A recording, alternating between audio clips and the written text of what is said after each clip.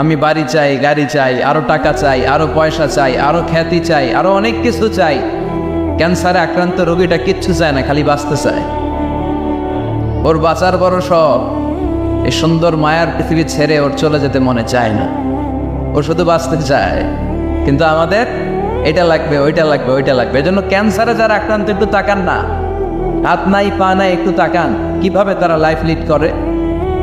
শেখ সাদি বালাগাল উলা বিকামালিহি একটা কবিতা লিখে বিখ্যাত হয়েছেন। পার্সিয়ান পয়েট, ইরানি কবি। ওনার আর্থিক দৈন্যতা যাচ্ছিল, কিছুদিন ধরে ওনার আর্থিক কিছু সমস্যা, টাকা পয়সা নাই, ফলে ওনার জুতা ছিঁড়ে গিয়েছে, পায়ে জুতা নাই, খালি পায়ে হাঁটে। আর মনে বড় আফসোস, মনে বড় দুঃখ, আমি এত বড় কবি, আমার পায়ে জুতা নাই, আমার পায়ে কি নাই। তো একবার ঘর থেকে বের হয়ে দেখে একটা লোক ভিক্ষা করে খাচ্ছে, ওর দুইটা পাই নাই।